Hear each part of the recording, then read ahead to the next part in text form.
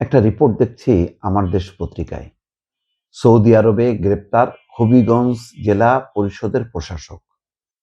যাকে গ্রেপ্তার করা হয়েছে তিনি আহমেদ আলী মুকিব। সৌদি আরবে বিএনপির অন্যতম একজন শীর্ষ নেতা।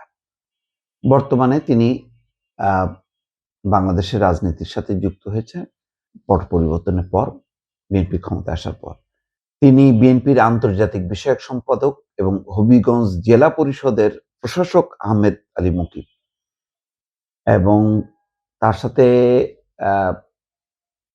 কনসুলার অ্যাক্সেস চাওয়া হয়েছে। তবে এই রিপোর্ট লেখা পর্যন্ত সৌদি সরকারের পক্ষ থেকে বাংলাদেশ সরকারকে আহমেদ আলীর অবস্থান নিশ্চিত করা হয়নি।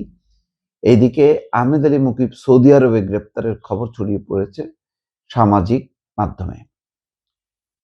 প্রবেশপত্রে জাল সিল মেরে মক্কায় ঢোকার সময় চেকপোস্টে ধরা পড়েন আহমেদ মুকিব। 9 মে মক্কা প্রশাসন তার নামে 2টি মামলা করে। এর মধ্যে একটি অভিযোগ অবৈধভাবে মক্কায় প্রবেশের চেষ্টা, আর একটি নকল সিল ব্যবহারের অভিযোগ। এটা যদি হয়, এটা সরকারের জন্য অত্যন্ত বিব্রতকর একটা পরিস্থিতি। তো বিষয়টা কি?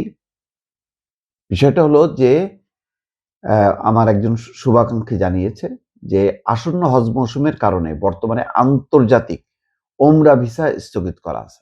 অর্থাৎ এখন যেহেতু হজ মৌসুম সামনে, এখন ওমরা ভিসা স্থগিত রেখেছে প্রস্তুতির জন্য।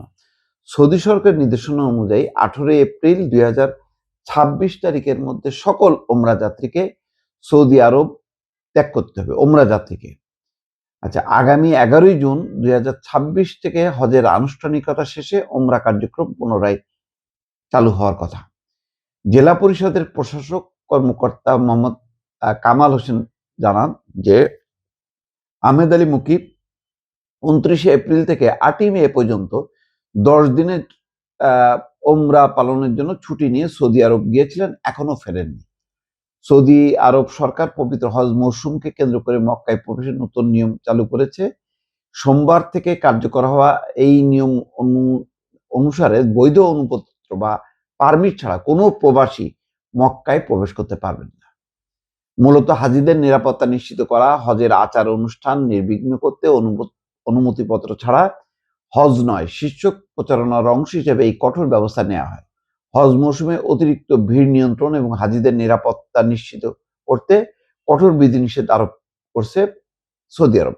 দেশটির সরকার স্পষ্টভাবে জানিয়েছে যে বৈধ হজ পারমিট ছাড়া হজ পালন বা হজ পালনের চেষ্টা করলে গুনতে হবে বড় অঙ্কের জরিমানা। এমনকি বিদেশি নাগরিকের ক্ষেত্রে হতে পারে দেশ থেকে বহিষ্কার এবং সর্বোচ্চ 10 বছরের জন্য পুনরায় প্রবেশ নিষিদ্ধ।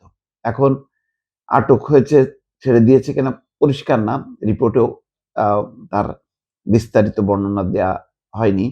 কিন্তু যদি এইরকম নির্দেশনা থাকে এবং এটা ভঙ্গ করে যদি আহমেদ আলী মুকিব সেটা করে থাকেন, এটা তো খুবই সরকারের জন্য বিব্রতকর হবে।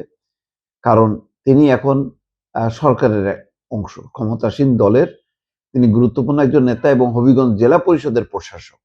জানি না শেষ পর্যন্ত আমার দেশ এটার ফলো আপ রিপোর্ট করেনি, কিন্তু যতটুক রিপোর্ট করেছে এবং যে নিয়ম, দর্শক আপনাদেরকে এটা জানিয়ে রাখলাম। এটা বর্তমান সরকারের একদম বলা যায় নবীন সরকারের জন্য নিঃসন্দেহে বিব্রতকর হবে যদি ঘটনাটি সত্য হয়।